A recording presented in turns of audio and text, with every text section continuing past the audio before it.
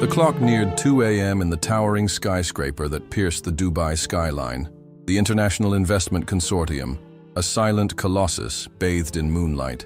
On the 61st floor, where glass walls revealed the sleeping city below, Layla Al-Zahra pushed her modest cleaning cart forward. Her abaya, midnight blue and worn from years of use, brushed silently against the polished marble. Her hands, calloused yet graceful, gripped the handle as if it were the anchor to her world. The corridor leading to the executive Majlis was cloaked in hush and shadows. Layla exhaled deeply, her breath catching the perfume of oud faintly lingering in the air. She swiped her access card and entered. The Majlis was vast and opulent, adorned with ivory mosaics, silk cushions, and lanterns of colored glass that refracted the city's lights. Mahogany desks gleamed under soft chandeliers, and a panoramic window opened to a view of the Persian Gulf curling into the night. The stillness of the room wrapped around her like a shawl. Layla worked silently, ritualistically, vacuuming the ornate rug from Iran, dusting the arched bookcases, aligning the chairs with mathematical precision. Her movements were measured, precise, the gestures of someone whose survival depended on getting every detail right. For 3 years, this had been her sanctuary of solitude, the same hour, the same silence. She placed her earpieces in and resumed her nightly study, a digital course in classical Arabic pronunciation, her mother's language, her inheritance. She repeated each word softly, like a prayer that might open unseen doors. As Layla polished the glass wall overlooking the sea, footsteps echoed in the corridor. Low male voices followed, her brow furrowed. No meetings were scheduled this late. Panic rose like heat in her chest. She ducked instinctively behind the carved wooden screen, heart pounding. If she were discovered, she could be dismissed instantly. 4 men entered. Their tone was clipped, urgent. The leader, tall, silver-templed, and dressed in a tailored bisht over a white thobe, exuded authority. His voice held the calm of someone used to command. "Gentlemen, we move swiftly. Time is not on our side," he spoke in English. The others, legal advisors by the look of their leather briefcases, nodded and began placing documents on the main table. One of them opened a briefcase and laid out several folders, their edges marked with colored tabs. Then, a shift. The Sheikh turned toward the window and began speaking in Arabic, assuming the language would protect him. Layla froze. The words hit her like sand whipped by wind. "We must transfer the 2,000 retirement funds before the week ends," he said. "These elderly families won't survive long." Her breath stalled, her spine locked in place. A second man, younger and cold-eyed, added, "The accounts are offshore, untraceable." Layla's hand trembled as she paused her audio and opened the recorder app. Her fingers barely obeyed as she captured their every word. Names, figures, islands in the Indian Ocean, and timelines. The Sheikh spoke again. "Brazilian retirees are naive." In that moment, Layla's memory painted her mother's face. Amina, frail, coughing blood after another night of painful sleep. The same woman who worked as a volunteer nurse in Syria, who taught Layla Arabic by candlelight and compassion by sacrifice. Her mother had sacrificed everything to protect her. Now, Layla would protect others. She kept recording. The men laughed softly, their cruelty cloaked in elegance. "They believe it's an investment," one said. One of the advisors leaned closer to the table, pointing to a map of account transfers. "If we move this faster, we might even funnel the surplus to the firm in the Caymans." "Excellent," the Sheikh nodded. "Under control. We sponsor 2 major networks here." When the meeting ended and the men began collecting their papers, Layla's body was rigid with shock and fury. She moved quietly to exit, but fate struck. Her knee hit the brass pail at her side, knocking it over with a metallic crash. All 4 men turned. The Sheikh stepped forward. Layla rose slowly, soaking wet, hiding her phone behind her back. "Forgive me, sir." His eyes narrowed. Something flickered in them. Recognition or memory. He stepped closer. "Just arrived," she lied. Her voice trembled, but her eyes did not. Something within her had shifted. He stared longer than was necessary. "You may leave." Layla hesitated, then turned. But before stepping out, she faced them again.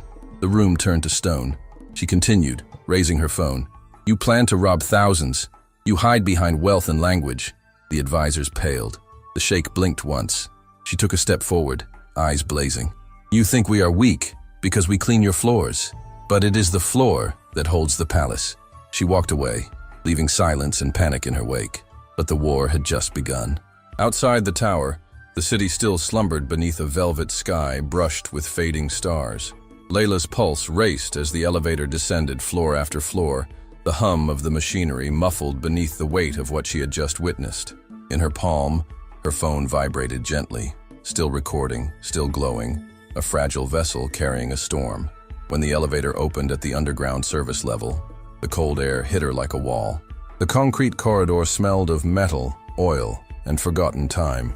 She walked quickly across the shadowy expanse, her footsteps echoing between the loading bays. The heavy door creaked open, and she emerged into the early hush of dawn. A lone taxi idled under a flickering street lamp, its driver asleep behind the wheel, head leaning against the window. Layla approached and tapped on the glass. He stirred, startled, then nodded at her silent request. The driver didn't speak. The cab pulled away, rolling past the high walls of the financial towers, moving deeper into the arteries of the city. As the streets of Dubai melted behind her, Layla leaned against the window and closed her eyes. The scent of oud still clung faintly to her abaya. Her mind raced through fragments of the meeting, the cold laughter, the precise figures, the unspoken assumption that no one was listening. But she had been there, a ghost in their world. And now she carried their sins in her pocket. She arrived home just as the first call to prayer began to rise across the city. The van stopped near her building in the old district, where cracked walls and sun-faded tiles told stories of families who had endured too much for too long. She climbed the narrow stairs, her fingers trailing along the wall as if to ground herself. The apartment door creaked softly as she entered. Inside, the air was thick with the warmth of sleep and the distant scent of herbs. Her mother lay curled on a thin mattress, a wool blanket pulled to her chin, her breath slow but heavy. A brass lantern flickered near the small window, casting shifting light across the peeling walls. Layla knelt beside her, brushing a hand over her mother's forehead. Amina stirred, opening her eyes just slightly. Her voice was barely a whisper. "I'm here, Mama," she replied gently. "Just rest." In the small kitchen, Layla boiled water in a dented kettle. The flame hissed as she dropped cardamom and crushed sage leaves into the pot, letting the scent rise. She moved with slow, deliberate gestures, as if each movement gave her a moment to think, to feel, to breathe. The prescription paper still hung on the side of the refrigerator. She read it again, though she already knew every word. A name she could barely pronounce. A price she could never afford. 8,000 dirhams a month. Her throat tightened. After pouring the tea, she returned to the living room and sat cross-legged near her mother, who had drifted back into sleep. Layla stared at the chipped tile floor, then reached for her old laptop, stored beneath the coffee table. The screen flickered to life with a sigh. She opened her browser and searched through news outlets, scrolling until a name caught her attention. Tariq Mansour, investigative journalist, Financial Crimes Division, Gulf region. He had exposed ministers, confronted oil executives, even stood trial once for refusing to reveal his sources. She hesitated. Then she clicked on the contact form. Her fingers hovered over the keyboard before she began to type, each word careful, like laying bricks beneath a storm. "I have evidence of financial crimes, a powerful man, a scheme targeting vulnerable elders. I have names, dates, recordings. I am not safe. I don't want money. I want this to be stopped." She paused, then attached the recording and clicked send. For a long moment, nothing happened. The silence was so thick she could hear the tick of the old wall clock, the drip of water from the sink. Then her phone buzzed, an unknown number. She didn't answer. Instead, a message arrived. "Meet me at the Spice Souk courtyard at noon. Come alone. No recordings." TM Layla exhaled slowly. Her heartbeat began to slow, but the weight in her chest only deepened. She turned her eyes toward her mother and whispered, "I will fix this." She changed clothes, selecting her cleanest abaya, deep emerald, pressed 2 days earlier in hope of a job interview that never came. She tied her hijab with practiced precision, tucking every fold with care. Before leaving, she slipped a folded note beneath the prayer mat. It contained the truth, her insurance, in case she did not return. The streets outside were beginning to stir. The air carried the scent of bread and dust, jasmine and diesel. As she stepped into the sunlight, she felt the weight of every injustice in the city pressing down, and yet she walked forward. For the first time, not as a servant, not as a shadow, but as a woman carrying a secret that could burn down a kingdom. The alleys of Dara unfolded like a labyrinth of scent and shadow. The call to prayer had faded, replaced by the murmur of shopkeepers preparing for the day. Brass lanterns clinked in stalls, and the aroma of cardamom, incense, and sun-drenched spices curled through the morning air like ancestral memory. Layla walked through the maze with a cautious rhythm, her steps veiled by the soft rustle of her emerald abaya. She avoided eye contact, though her gaze moved constantly, reading every corner, every silence. The souk pulsed with life, but for her the noise was distant. Her entire being was tuned to something deeper: anticipation, fear, the unknown shape of what came next. She passed merchants stacking figs into pyramids, women bartering over pomegranates the size of fists, and children weaving through the crowd with baskets of mint and coriander. The city was alive, but in her chest, the world was quiet and burning. The spice souk courtyard appeared like a forgotten oasis, still, enclosed, its sandstone walls catching slivers of morning light. A fountain trickled in the center, its worn basin surrounded by cracked tiles shaped like 8-pointed stars. The scent of saffron clung to the air. Here, time seemed slower, older. Layla chose a bench beneath a carved archway, placing her back against cool stone. She sat still, hands folded in her lap, the phone hidden beneath her robe. She had turned off the recorder, left all thoughts of digital protection behind. Today, she carried only herself. Minutes passed. Then a figure emerged from the northern walkway, Tariq Mansour. He moved like a man used to watching and being watched. His steps were unhurried, his face unreadable. His gray dishdasha was plain, his sandals dusty, but his eyes, dark, alert, hollowed by stories too heavy to carry, were the first thing she noticed. He approached without greeting and sat at the far end of her bench, not too close, not too distant. Between them, the air seemed to hum with unspoken weight. "I'm Layla," she said finally. His voice was low, clipped. She hesitated. He looked at her, his expression unreadable. "I believe you." He paused, folding his hands together. The call of a dove echoed above them. A warm breeze stirred the hem of his robe. "You do understand," he said. "You've placed yourself in the crosshairs of a man who never loses. Not in court, not in the media." Layla's voice remained steady. Tariq let the silence stretch. When he finally spoke, it was softer. As she looked away, her eyes drawn to the water in the fountain. "Because my mother believes in justice. Because my grandfather told me stories of the caliphs who fed the poor before they ate themselves." Her voice trembled now, but not from fear. Tariq's expression changed, almost imperceptibly. Something softened, or respected. He nodded once. "I'll verify the files today. If they're legitimate, I'll move the story forward." She said nothing. He stood.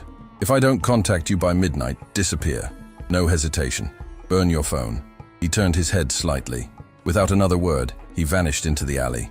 Layla remained on the bench long after, watching the light shift on the ancient stones. Her hands rested on her lap. Her fingers curled gently over the edge of her robe. Her mind was a storm, but her face betrayed none of it.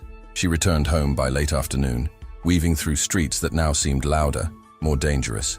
Her building stood still and silent, a square of stone lost among newer towers. Inside, the air smelled of cumin and warm dust. Her mother lay asleep, her face peaceful for once. Layla did not wake her. She changed into simpler clothes, lit a candle in the corner, and waited as dusk slid its shadows across the room. Her phone buzzed once. A single message. "You were right. It's bigger than we thought." Her fingers curled around the device. She stared at the screen until the letters blurred. But before she could breathe in relief, another vibration. This time, from an unknown number. Then another. She didn't answer. A message.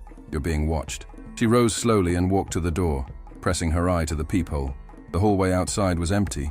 Still, her skin prickled with the old sense passed down from desert women who survived by instinct. She closed the door again and locked it with quiet precision. She turned off every light, sat beside her mother's bed. Outside, the city glowed with oblivious splendor. Inside, Layla waited, not for sleep, but for whatever came next. She was no longer the girl who cleaned marble floors. She was the keeper of a secret that could fracture empires. The dawn that followed felt altered, its silence stretched too tight across the bones of the city. From the outside, Dubai stirred as always. Muezzins reciting sacred verses, vendors unrolling awnings, children chasing each other across sunlit courtyards. But inside Layla's apartment, the rhythm of life moved with unnatural caution. She hadn't closed her eyes once. The scent of rose water, incense, and cooling cardamom tea filled the space, unable to mask the tension thickening in the corners of the room. She stood barefoot on the cool tiled floor, wrapped in her robe, staring at the muted glow of her phone screen. The last message still glared back at her like a brand. "You're being watched." She tapped the screen off and walked to the kitchen. With steady hands, she prepared breakfast for her mother.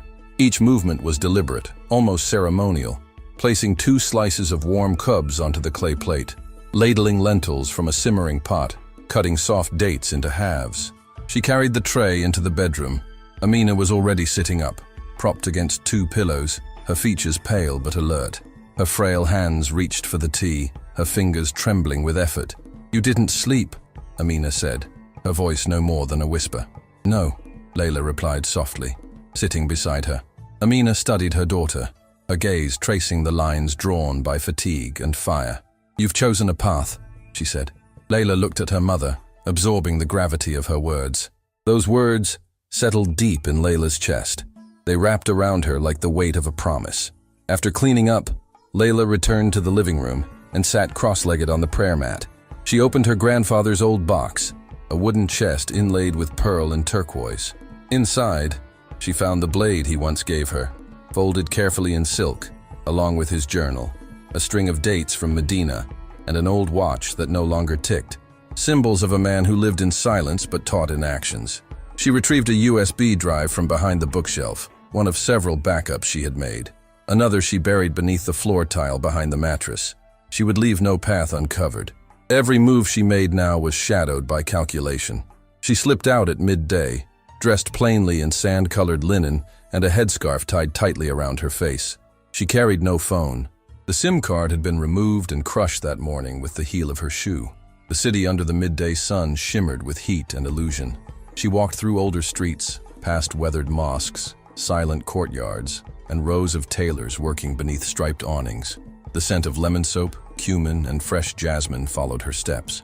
By the time she reached the cafe near the old creek, her breath was steady but her pulse quickened with each step. She waited at a back table facing the alley, and then he appeared. Tariq Mansour entered from the opposite direction, wearing a simple kufi and dark glasses, carrying nothing but the weight of his gaze. He didn't sit with her. Instead, he walked past her table and dropped a folded paper onto the wood as though it were a receipt. She waited 5 full minutes before unfolding it. No names, just an address and a time. 9 p.m., near the outskirts of the desert. She burned the paper in a used cup, letting the ashes drift onto the ground. Then she turned and left. The journey to the meeting point took her along the quietest routes she knew. The taxis buzzed past her in the golden light of dusk. The drivers spoke in half-phrases. The city's glittering skyline gave way to industrial silence, and then to open dust and scrub, until finally she arrived. The building was low and abandoned, an old date storage house with cracked stone walls and rusted iron fixtures. It sat alone at the edge of the desert, flanked by a few drooping palms and scattered crates. She entered through the side door. Inside, the smell of sand and dry wood filled the space. A single hanging bulb cast long shadows. Dust swirled like spirits in the air. Tariq was already there, seated on a crate, a worn laptop glowing dimly on his knees. His jacket was draped on a hook, and a corkboard leaned against the wall behind him. "I brought the other drive," she said, lifting her satchel. "Keep it hidden. We use nothing online from here on. No more emails." Layla handed him a folder filled with handwritten notes, timelines, and names. He scanned them briefly, then turned toward the corkboard. Photos, maps, flowcharts, arrows drawn between names and numbered accounts. Faces she recognized and some she didn't. One face stopped her breath. Sheikh Rashid al-Masari. His eyes stared from the photo with that same poised detachment, like a man who stood at the top of the world and felt no wind. Tariq's voice was low. "This goes deeper than I imagined. His control stretches from Dubai to Bahrain to Geneva. Ministries, charities. Layla stepped forward, her throat dry. He uses their trust, their belief in the crown, in honor, which is why the press won't touch this. Tariq turned to her, meeting her gaze. But we don't need the press. We need the people. He stepped closer. A maid, a daughter, a woman whose voice has never been heard. Layla said nothing for a long moment. Outside, the wind began to rise, pushing sand against the walls with a soft, persistent whisper. "I'm ready," she said. "Then we begin," he replied. And in that forgotten corner of the desert, under a single bulb and the watchful silence of the stars, a rebellion began, not with banners, but with truth carried in whispered names. Nightfall in the desert was a sacred kind of silence. Unlike the hush of tall buildings or the velvet quiet of sleeping cities, the desert's silence was alive, layered with wind, dust, memory. It seeped into the bones, reminding every soul of how small they truly were beneath the endless sky. Inside the date storage house, time seemed suspended, held between the flickering light bulbs and the vast darkness pressing against the windows. Layla sat cross-legged on a woven mat, her eyes fixed on the corkboard, where lines connected faces to money, ministries to scandals, and in the center, one name circled in red, Sheikh Rashid Al-Masari. The Sheikh's photo stared at her, clean-cut beard, white keffiyeh, eyes the color of scorched gold. She had seen those eyes in person, calm, unreadable, the way deserts look right before a storm. Tariq moved across the room, gathering documents, murmuring to himself in clipped Arabic. He was methodical, never rushing, never panicking. His control was precise, but Layla had started to read him. The tightness in his jaw, the way he glanced over his shoulder more often now, the way he checked his phone without unlocking it. He was worried. "We can't send this to the press," he finally said, breaking the silence. Layla raised her head. Tariq nodded, sitting on the edge of a crate. "It is, but we have to do it right. If we release it all at once, they'll bury it in litigation, or worse, call it a smear campaign." She exhaled slowly. He looked at her. "We tell the story, one thread at a time, a slow unveiling, something the public can feel in their chest. We start with the people, the stolen pensions." Layla thought of the elders she had seen in the souks, sitting on benches with their canes and dignity, of her grandfather, who once paid a tailor with gold coins wrapped in linen. These were not men who deserved to be drained. Tariq stood and walked to the corner of the room. From an old metal box, he retrieved a thin folder bound in green leather. His hands moved slowly, almost reluctantly, as he opened it and laid out its contents before her.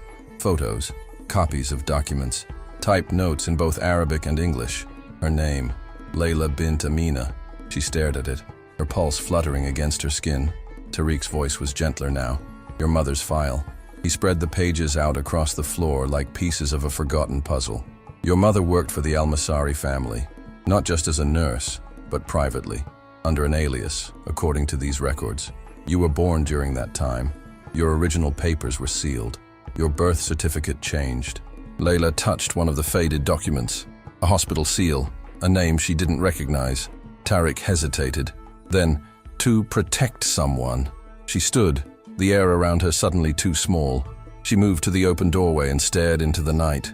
The stars were sharp, scattered across the sky like shattered glass. Her mind wandered back to her childhood, to moments that had never made sense.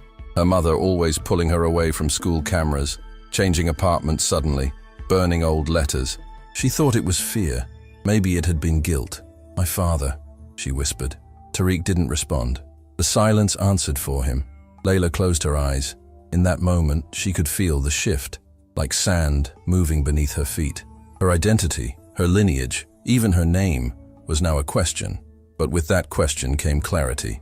"They think I don't belong," she said. "No," Tariq replied. She turned to him, her face composed but her eyes burning. They packed everything in silence, wrapping the drives and documents in linen, securing them in an insulated case. When they stepped outside, the desert greeted them with a cold wind, brushing their robes with invisible hands. Tariq offered to escort her back to the city. She declined. So she did, alone. Through the open night, her steps slow and sure. The sand shifted beneath her feet, The stars watching. Her mind was fire. Her name, a question. Her voice, now unstoppable. When she returned to her building, dawn had begun to stretch its fingers over the horizon. The hallway smelled of soap and metal. Her apartment was still. Her mother slept on her side, one arm curled beneath her head, peaceful, unaware. Layla sat beside the window, pulling the curtain back a few inches. Outside, the city returned to life. A newspaper cart rattled past. A man watered jasmine bushes near the stairwell. Everything seemed normal, but across the street, a dark sedan slowed.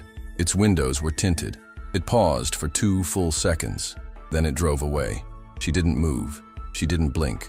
She only whispered to herself. The morning unfolded with deceptive calm. Sunlight spilled across the tiled floor of the apartment like melted gold, softening the edges of tension that hung in the air. Layla sat at the small kitchen table, sipping tea made with dried chamomile and cardamom, the cup cupped between her hands like a shield. Her eyes, however, remained sharp, fixed on the silence beyond the window, waiting for movements that didn't belong. She had already memorized the faces of the men in the sedan, just shadows behind the tinted glass, but her instincts had captured the curve of a beard, the shape of a watch flashing at the driver's wrist. She wasn't imagining things. The watchers were real now. The veil of anonymity had lifted. Her mother awoke mid-morning, slower than usual, coughing deeply. Layla sat beside her, helped her drink water sweetened with rose. She wanted to say everything, to lay out the names, the truths, the lines connecting their lives to a palace built on betrayal, but she couldn't, not yet. Not until she had protection strong enough to shield Amina from the storm coming. She tucked a thick envelope beneath the mattress. Inside it, money, photocopies of her forged birth records, 2 addresses, one in Muscat, one in Salalah, and a one-way bus ticket that could get her mother out of the Emirates by nightfall. It was insurance, or an exit. That afternoon she met Tariq again. This time not in a hidden desert building, but in a rooftop garden nestled between towers in Al-Karama. The garden was lush, shaded by vines and date palms with broken ceramic pots repurposed as planters. The air smelled of mint and wet earth. Tariq arrived dressed casually, a prayer cap pulled low, carrying nothing. Layla had done the same. No phones, no bags, just words. "We're being followed," she said simply. "I know," he replied. "I've changed addresses twice this week, and they've already questioned a contact of mine in Sharjah." He handed her a single slip of paper, folded in 4, sealed with wax. "You read this, memorize it and burn it. It's a secure drop location." Layla inhaled sharply. The moment had come. Tariq's voice dropped lower. "The Majlis, private gathering. Investors, mid-level royals, a few diplomats. No press, but one of our people will speak. They'll introduce the first leak, a soft reveal. No names yet, just data." Layla leaned back, watching the sky darken over the city skyline. "Then we run." Later that evening, back in her flat, Layla dressed with care. Not for beauty, but for symbolism. She chose a black abaya with silver embroidery stitched by hand, one of the last pieces her grandmother had made before losing her sight. She tied her hijab firmly, like armor. Silence does not last. She arrived at the Majlis gathering at precisely 8:50 p.m. The venue was discreet, hidden within a restored heritage home in Bastakia. Inside, the floors were cooled with marble, and lanterns of colored glass threw shards of light across carved wood panels. Conversations whispered in Arabic and French. Laughter clinked against crystal, and the air hummed with perfume and anticipation. Layla moved through the rooms like a shadow. Her eyes scanned for Tariq's contact, a woman he had described only as Zara, wears red. Near the inner courtyard, she saw her, standing by the fountain, sipping from a small porcelain cup. Layla approached, greeted her with a nod. Zara smiled, already in the cloud. They didn't speak further. There was no need. One of the speakers, a retired ambassador with veiled ties to the Ministry of Finance, stood up and addressed the room. His voice carried with elegant control. "We gather tonight to celebrate innovation," he said. He raised a small data pad. On its screen, numbers blinked. Transaction codes, fund transfers, project names linked to shell companies that didn't exist. The room shifted, murmurs blooming across the marble like heat waves. Layla's chest tightened. She watched faces pale, hands reach for glasses, eyes dart to corners of the room. Some recognized the danger, others, the guilt. It had begun. She left quietly, exiting through the side archway as the murmurs grew louder. Outside, the breeze had returned, carrying the scent of jasmine and something sharper, like fire waiting to be born. When she reached the corner, she saw it again, the dark sedan. But this time, the door opened, and a man stepped out. He was tall, dressed in formal robes, his face obscured by the shadows of the street lamp. But even in the dark, she knew him, one of Rashid's men. Their eyes locked for a second. He didn't speak. He simply raised a hand, a warning, or a greeting, or both. Layla turned and disappeared into the alleyways, the sound of her breath lost beneath the wind. She had crossed the threshold, and now there was no going back. The narrow streets of Bastakia enfolded Layla like a living labyrinth, a tapestry of shadow and wind and faint prayers echoing from the minarets as she moved silently beneath the arched passageways, her heart pulsing in sync with the ancient stones underfoot. Every step she took resonated with the memory of the man who had stepped out of the black sedan. His presence had been silent, his gesture subtle, but the message he delivered was deafening in its simplicity. We see you. It was no longer a question of whether she had been discovered. Now it was only a matter of when the blade would fall and from which direction it would descend. She didn't return home. Instead, she allowed instinct to guide her feet, drifting like desert mist through alleys she knew too well, until she arrived at a modest mosque tucked behind a spice vendor's courtyard, where the walls were cool and worn, and the lantern light shimmered like low stars above the patterned marble. There, beneath the muted whisper of a ceiling fan and the soft thrum of silence, she performed wudu with deliberate reverence, washing away the dust of the street as if scrubbing the fear that clung to her skin. She entered the small women's prayer room, empty at this hour, and knelt upon the prayer rug, her forehead pressed to its fibers, eyes closed, heart thundering beneath layers of fabric and truth. It was not a moment of supplication. It was a vow whispered into the divine. If I vanish, let my truth roar louder than my silence ever did. By the time she left the mosque, the city had begun to exhale. The wind carried scents of oud and simmered cardamom. A neon sign buzzed somewhere in the distance, and far-off laughter leaked from rooftop celebrations she no longer belonged to. She used a public phone booth to call Tariq, her fingers trembling slightly as she turned the dial, not from fear, but from the weight of the moment. His voice, cloaked in layered encryption and steady calm, arrived like a thread across a void. "They've confirmed your identity," he said before she could speak. She didn't ask how he knew. She only asked what came next. "The second release goes live tomorrow," he told her, "and this time, it carries a name." She didn't speak immediately. She watched the horizon from where she stood, as if expecting to see the dunes rise and swallow the city. "Yes," Tariq confirmed, carefully, through networks outside the Gulf, European outlets, North African journalists, a few independent researchers. Tariq hesitated. Returning home felt like walking into a dream she had once escaped. The elevator creaked unnaturally. The scent in the hallway had changed, subtle, but wrong, and her keys caught slightly in the lock, as if warning her. She entered the apartment with measured caution. Her mother was asleep, her breathing soft and even, unaware of the circling shadows that now threatened everything they'd ever called safe. Layla moved to the hidden panel beneath the floorboards, retrieving the envelope she had prepared days ago. Spare cash, copies of falsified birth records, the names of safe houses in Oman, and a one-way ticket to Salalah. She added one more thing, a short letter, handwritten and sealed. "If I do not return, do not wait." She tucked it beneath the mattress with the precision of someone placing a final chess piece. The meeting with Tariq that night took place atop a secluded rooftop garden, enclosed by date palms and veils of jasmine that swayed in the breeze like sighs. The lanterns hung low, casting warm shadows across the mosaic tiles, and though the night air was thick with potential, neither of them spoke of fear. He handed her a wax-sealed slip of paper, unmarked. "Memorize it. Burn it." As they parted, his eyes held hers longer than usual. She nodded, but her heart did not feel victorious. Later, as she walked the path back toward her neighborhood, she moved like a shadow between flickers of streetlight. The stillness in the air was unnatural, as though the entire city held its breath, and she knew before she even reached her building that something was wrong. From across the street, she watched the flickering glow of her apartment window and saw movement, Two figures, slow, deliberate, dressed in black. One of them knocked once, then again.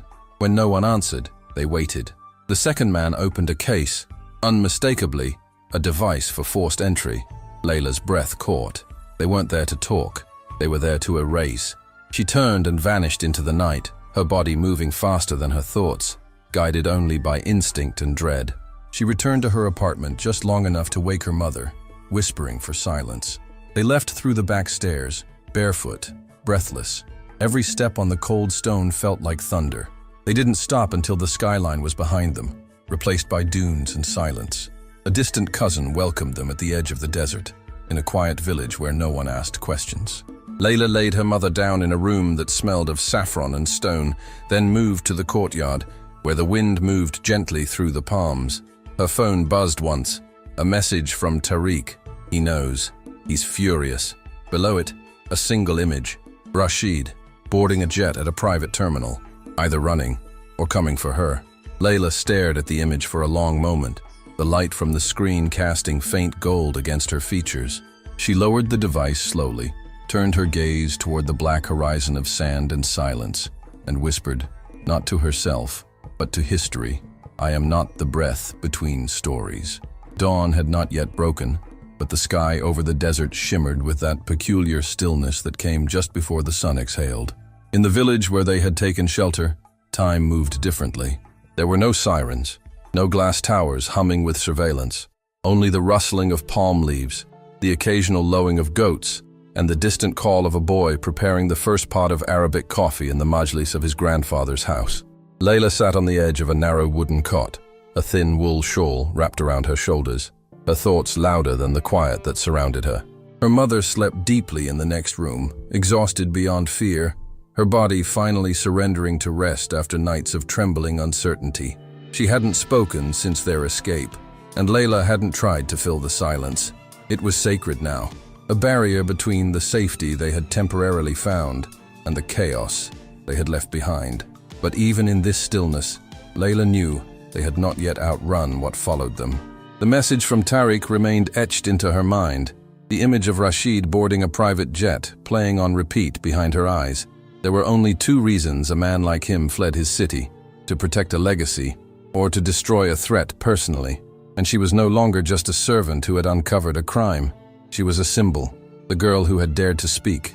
She rose slowly, her body sore from sleeping in tension, and stepped into the courtyard. The sand beyond the stone walls seemed to breathe.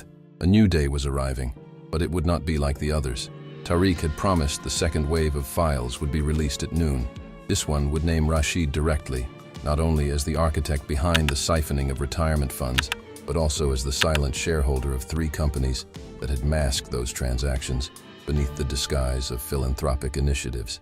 Hospitals that never opened, schools whose photos were rendered, not real. Billions that vanished beneath the folds of golden thobes and diplomatic immunity. She checked the secure channel from the old tablet Tariq had given her. One message blinked. Drop confirmed. Western outlets primed. Expect resistance. They won't wait this time. She took a long breath, tasting the copper in the air, and allowed herself one final glance at the room where her mother slept, her frame curled in peace. Layla didn't know if they'd ever return here, if they'd ever again know a morning without consequence.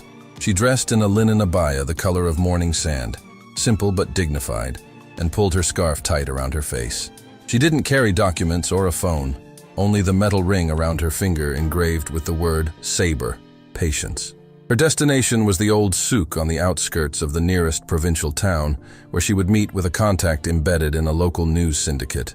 They would publish the first excerpt of Rashid's involvement through a shell company registered in the Isle of Man, a breadcrumb with no return. This leak would not shout, it would whisper, but the whisper would travel like smoke into closed rooms. As she rode in the back of a rusted utility truck, the driver unaware of her true identity, Layla studied the landscape with the reverence of someone seeing the world for the first time. The acacia trees bent eastward with the wind. A falcon circled overhead, patient, precise. Somewhere in the distance, the call to prayer rose, a thin, trembling voice cutting through miles of sand. She arrived at the SUQ under the veil of mid-morning haze. The contact, a woman in her 40s, veiled with sharp eyes that missed nothing. approached her between two stalls selling copper lanterns and dried dates. "You've brought the storm," she said without introduction. "No," Layla answered softly. The exchange was quick. A memory card hidden in a strand of prayer beads. A new SIM card wrapped in a leaflet about public health. No names were spoken. No goodbyes offered. As Layla turned to leave, she caught sight of a figure across the marketplace. A tall man, his dishdasha perfectly pressed, his presence too still for someone pretending to shop. Her pulse quickened, but she didn't run. Instead, she melted into the maze of the souq, each step measured, each turn deliberate. She passed a stall of perfumes, another of antique daggers, a group of children chasing pigeons beneath canopies of colored fabric. And still, she felt him behind her, watching, not moving. She reached the edge of the market, where a line of camels waited for tourists that would not arrive until later in the day. Her escape was a narrow alley flanked by cooling towers and laundry flapping like flags of surrender. She didn't look back. She didn't need to. By the time she returned to the village, the sun was high. The sky held no clouds, and in the distance, the first crack in Rashid's kingdom had already begun to echo. By the time the noonday sun hung motionless over the city, casting long shadows across the domes and gold-glass towers of Dubai, the name Rashid al-Masari was no longer a secret passed in whispers between diplomats and journalists. It was a thunderclap that echoed across continents. From newsrooms in Paris to underground forums in Cairo, from independent media hubs in Nairobi to late-night radio in Beirut, his image appeared with grim captions and headlines that no longer glorified him as a visionary. Instead, they asked what else he had hidden, and more dangerously, who had helped him hide it. The leaks had been carefully structured, dripped out with surgical precision, accompanied by documents, diagrams, account numbers, and witness statements. What had once been rumor had become indisputable, cold, devastating fact. And at the heart of it all, though unnamed, was a single presence that the public sensed. The woman who had dared. Layla. She sat in the shaded courtyard of her cousin's desert house, her tablet balanced on her lap. The feed from Tariq's network opened like a river that refused to stop flowing. Each update pulled the veil further back. With every scroll, she watched the legend of Rashid unravel. Not in fire, but in sand, grain by grain. She felt no joy, no vindication, only the weight of inevitability, of truth that demanded to be seen, no matter the price it extracted. And that price, she knew, had not yet been fully paid. Her mother rested inside, tucked beneath cotton sheets that carried the faint scent of saffron and rosewater. Amina's condition had improved slightly, though her voice remained frail and her sleep shallow. Layla had told her only fragments of what was unfolding, guarding her from the full impact of the storm that now loomed so near. But she could sense that her mother suspected the truth. There was a look in her eyes each time she turned to Layla, a quiet understanding, equal parts fear and pride, that perhaps her daughter had crossed into territory from which no woman returns unchanged. Tariq's messages had grown shorter. One journalist arrested in Manama, anonymous source found unconscious in Sharjah. They're moving. The veil of silence that once protected them was thinning. Rashid no longer cared for subtlety. He wasn't hiding anymore. He was hunting, and Layla could feel his presence the way one feels a sandstorm before it arrives, not by sight, but by pressure, by the way the wind shifts, by the stillness that becomes unnatural. That evening, as the horizon glowed with heat and mirage, she sat across from her cousin in the Majlis. He offered her dates soaked in honey and a cup of kahwa so strong it stung her throat. He spoke little, but when he did, his words were deliberate. "There is talk," he said, his gaze low. Cars on the road with no plates. Questions asked in towns nearby. She nodded, absorbing the information with the stillness of someone who had accepted her role long ago. "I have one more piece," she said after a pause. "A recording, from before all this began." His voice. The cousin stared at her, the cup in his hand halfway to his lips. "I never intended to use it," she said quietly. "But if it comes to choosing between my silence and our survival..." He did not speak again. He only nodded once and set down his cup with care, as if the gesture itself were a prayer. When she returned to her room, she unlocked the compartment sewn into her travel bag, a slit no longer than a pen, hidden behind embroidered lining. From it, she retrieved a memory card no larger than her thumbnail, It felt warm to the touch, like it held more than just sound, like it held fire. The following morning, just after Fajr, the wind began to rise. At first it was gentle, brushing through the date palms like a hand over silk. But by mid-morning, it had grown fierce and restless. A dust storm approached, its body long and low across the desert, a serpent of wind and sand and static. Layla stood at the edge of the compound, scarf drawn tightly over her head, and watched the horizon vanish. The air turned gold, then rust-colored, then dark.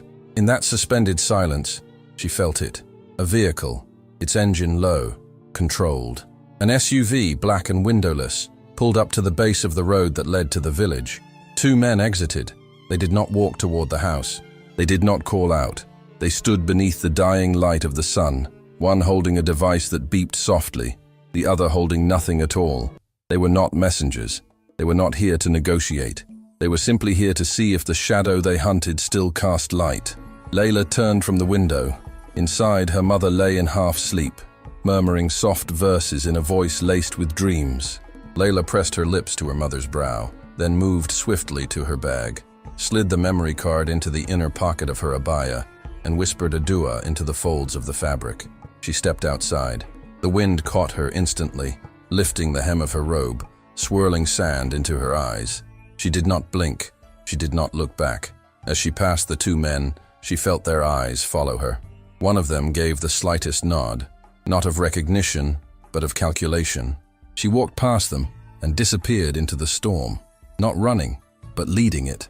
The desert wind became Layla's guide, sweeping her deeper into the silent folds of dunes, where visibility dwindled to instinct, and the boundaries between earth and sky dissolved into swirling ochre.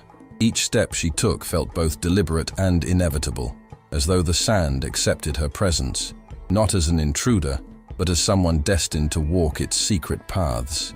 Her linen abaya, the color of dawn's promise, clung damp and shifting, carrying the heat of her resolve. The wind roared like a creature, not to disorient, but to awaken. In its tremor, Layla heard her own pulse magnified, a rhythm of choice, of irrevocability. Direction mattered less than momentum. Tariq had mentioned a remote rendezvous point, a neglected falconry nursery, nestled amid forgotten factories beyond Sharjah's industrial fringe, abandoned long enough to escape suspicion, yet sturdy enough to be sanctuary. A fading map burned behind her eyelids. Tribal roads, old borders, the paths of caravans that once bore pearls and water. They led her here. She would wait, and if he did not arrive, she would act. The journey stretched endlessly. She lifted rides in the backs of delivery trucks and walked after them, through halting exchanges by Khawaja petrol stations and clusters of women weaving carpets in the shade of rusted overpasses. Her face remained veiled, her silence unspoken, but her eyes, bright in their compartmentalized quiet, told the story of a woman transformed, carrying the weight of witnesses and secrets. No curiosity lingered in the driver's gazes. No pursuit followed hers. They sensed they were dealing with someone who had nothing left to lose. When she finally crossed the boundary into industrial dead space and approached the falconry nursery, the air smelled like iron and dust. A sagging fence, the open gate, the empty cages. Each detail whispered of abandonment. Inside, feathers littered cracked earth. Cages stood forlorn, and the remnants of perches lay half-buried beneath a layer of wind-blown grit. Stillness reigned. There, leaning by a crumbling wall, stood Tariq. Plain robes, head shadowed. No greeting passed between them, just recognition. No words were necessary. The sound of the gale hissing around them, the relentless wind, was the backdrop. He spoke first. They've accelerated everything. Embassies are sanctioned. Diplomats in question. His voice was low, heavy with concern. Her response was concise, intentional. I saw them in the village, silent watchers. Tariq looked past her, where dunes merged with horizon. He knows. They go beyond denial now. She retrieved the memory card, hidden beneath her abaya, wrapped in prayer banner cloth. It carried, in its small stillness, a confession of power's corruption. He closed his eyes briefly, holding the small device between them. Once released, that card will break the silence. There will be no hiding. His hesitation revealed more than words could. Her answer came like steel. He offered a small case on a crate. Inside was an old satellite transmitter, antique, patched, but functional. He inserted the card, armored the signal with encryption, and transmitted it across 3 separate channels: international press, independent judicial archives, a trusted tribunal contact in Morocco. Then he crushed the card beneath his heel, erasing its physical trace. He nodded. She exhaled the ghost of her fear, felt it lift from her chest like a shadow released at dawn. Around them, the falconry lay still, a ruined scaffold of memories and ambition. On a rusted perch, a falcon's talon imprint lingered in dust, proof that even fragile things once soared. Her grandfather's words echoed like a solemn vow. A falcon never forgets the sky, nor would she. He handed her a folded cloth. Inside, a false passport, Rediva's cover, and a ticket. Muscat, a new identity, a new path. She ran her fingers over the fabric, feeling the promise she had never asked for. Her voice was softer now. "I stay," he said. She nodded, accepted it. He offered a final look, not of farewell, but of truth. "You were never invisible." She turned toward the threshold. Ahead, dunes that glowed under a violent sun, desert that waited. She crossed into them. The wind rose, a clarion call.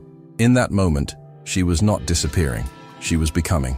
And far beyond, in his ivory tower, Rashid al-Masari was receiving the news. His name, his betrayal, his empire's collapse.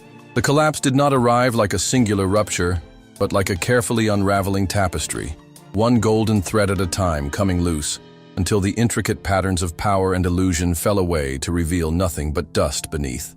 Rashid al-Masari's empire, once wrapped in silk words and polished handshakes, began to fold inward upon itself, not with an explosion, but with a silence that roared louder than any accusation. The institutions that once echoed his name began to stutter. His allies, cloaked in hesitation, began to drift, like falcons retreating from a fallen perch.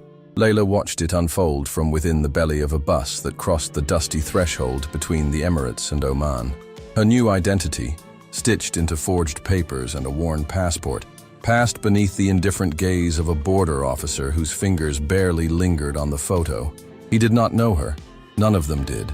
But outside that small world of checkpoints and inked approvals, her story was spilling into the open like water breaching a dam. On the screen of the old tablet, wrapped in the same scarf that had shielded her from sandstorms and stares alike, the image of Rashid filled a news broadcast. Not the curated, polished portraits of ribbon cuttings and speeches, but a still frame, pulled from a leaked recording, his face illuminated by greed, his voice casual as he discussed diversion of public funds, the manipulation of humanitarian aid into private capital, the price of silence paid to board members who now scrambled to distance themselves. "They won't ask," he had said, his voice steady. The footage was played in full across networks from Marrakesh to Marseille. Analysts debated, citizens raged. Screens were replayed in cafes and Majlis gatherings. Mothers turned down the stove to listen. Daughters watched with clenched fists. Layla didn't watch for entertainment. She watched for the cracks. And they were there, not just in the tone of the journalists, but in the silence of the palace. Not a statement, not a denial, only stillness. It was the kind of silence that accompanies guilt too large to bury. She arrived in Muscat as the call to Maghrib prayer rose into the indigo sky. The sea breeze drifted inland, mingling with the scent of cardamom and smoked frankincense. The city, quieter than Dubai, felt like an old breath finally released. In an alley behind a spice market, a woman with eyes like cooled obsidian met her with a nod and a key. No words were exchanged. Layla followed. The room was above a small perfume shop, its walls washed in pale green. The windows facing a square where children played long into the night, and a date tree cast dappled shadows across the mosaic tiles. Here, time moved differently. Here, the world paused. She sat at the window long after the streets emptied. Tariq's messages arrived in brief pulses. He's attempting to flee. His legal team has resigned. Board removed him. Frozen accounts. His cousin publicly disowned him. And finally, he asked for you by name. The message didn't frighten her. It felt inevitable. She could almost see him, not as the untouchable Sheikh, but as a man, cornered and alone, watching the illusions he had cultivated burn from the inside out. She poured herself tea and lit the small clay lantern that flickered in the corner. Its golden light danced over the letters she had begun to write, not to Rashid, not even to Tariq, but to the girl she once was, the maid who walked palace corridors with lowered gaze and invisible footsteps. A knock broke the silence. At the door stood a girl of 12, holding a simple clay bowl filled with warm lentil soup. Her black hair was braided, and her eyes carried the weight of someone who had heard too much too young. The girl asked softly, "The one from the voice?" Layla tilted her head. "They don't say your name." Layla knelt, accepting the bowl. The girl nodded. "My mother cried when she heard it." The silence between them was sacred. Layla placed a hand gently over the girl's. The girl smiled faintly, then disappeared down the stairs. That night, sleep did not come easily. She dreamt of falcons circling an empty tower, of veils lifting in the wind, of a garden she could not enter. She woke before dawn, heart still heavy. At the prayer mat, she whispered a surah, not just for protection, but for clarity. Then she returned to the window, pen in hand, and began a new letter. Not for history, but for the women whose eyes had turned toward her in markets and newsrooms and prayer halls. It was not a confession. It was a map, a declaration that truth is not a storm we survive, but one we choose to become. She signed it with no name, only a symbol, a crescent moon cradling a pearl. The dawn unfolded slowly over Muscat, as though the sky itself were taking a breath after holding it through a long, silent night. No horns, no celebration, no declarations of justice, just golden light pouring down from the heavens in ribbons of forgiveness and reckoning, touching the edges of domes and the stone bones of the city. It was a morning shaped not by events, but by consequences. Somewhere, the headlines burned with scandal, with verdicts, with names that had once ruled unspoken.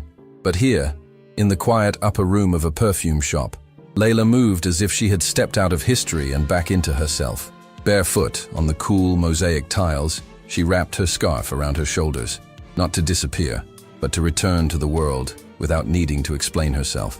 Her eyes met her own in the mirror, not soft, not hard, but deeply still. The silence was no longer something imposed upon her. It had become a choice, and from that silence had come the story that brought empires to their knees. She turned to the low table where a folded letter rested. Not a confession, nor a claim to victory. It was a map for others, a lifeline to the girl in the palace pantry who had once been told that survival meant silence. Layla had walked through that fire and emerged as something else, not louder, just truer. She placed the letter into a volume of poetry worn thin with age and pressed it between verses as though sealing a vow. Downstairs, the scent of frankincense and rose water drifted upward. The shopkeeper handed her a small bundle, bread warm from the oven, dates dusted with sesame, and a flask of kahwa that still steamed in the morning light. Their eyes met briefly. No words passed between them. There was no need. Some alliances are forged in knowing glances and quiet revolutions. The city stirred around her. Life returned, not with urgency, but with deliberate grace. Men in white thobes folded prayer rugs beside fountains. Children tossed pebbles across cobbled courtyards. Market stalls reopened, and vendors began their chants of pomegranates, silk, and perfume. The world resumed, but Layla felt its rhythm had shifted. Subtly, yes. Quietly, but deeply, as if her truth had sunk into the stone itself. The name Rashid al-Masari no longer moved through the streets with awe or envy. It hung in the air like smoke, impossible to ignore, impossible to forget. The tribunal's ruling had shaken every corridor of privilege. Systemic deception wrapped in charity. Financial empires built on the labor of the invisible. He had not been imprisoned, but he had been erased. Not by force, by consequence. Her tablet buzzed once on the bench beside her. Tariq's final message. He has no title, no board, no platform. He is alone. But you've become something that cannot be undone. She did not reply. She only looked up, not at the sky, but at the children playing beneath it. The mosque's minaret loomed like a monument to both faith and change, and the call to prayer rose through the air like breath returning to a long, silenced body. The shopkeeper's daughter approached again, this time holding a palm-sized clay disc wrapped in linen. Painted on it, with care and steady hands, was the symbol. A crescent moon, delicate and protective, embracing a single pearl at its center. "We've made more," the girl said. "Everyone wants one." Layla took the token, her fingers brushing the girl's. The child looked up with certainty far older than her years. "Because silence doesn't keep us safe." Layla smiled, slow and fierce. And in that moment, beneath the weight of everything that had been lost, exposed and reclaimed, Layla understood that she was no longer the story. She had become the beginning of many others. As she turned to go, the sun kissed the edge of her scarf. It caught in the breeze and lifted slightly, not dramatically, not like in tales, but gently, as if the wind itself recognized her. There are people still waiting for the right moment to speak, still wondering if their voices are worth hearing, still believing that courage must arrive like thunder. But Layla knew better now. It arrives quietly, like a decision made in the dark, like a hand refusing to shake, like a whisper that insists on truth. The time is never tomorrow. It is always now. It is the tremble in the voice, the glance that says enough, the moment a woman chooses herself over fear. That is how change begins. Not with an army, but with one. She walked on, not as a shadow, not as a martyr, but as a woman who had spoken and would never be silenced again.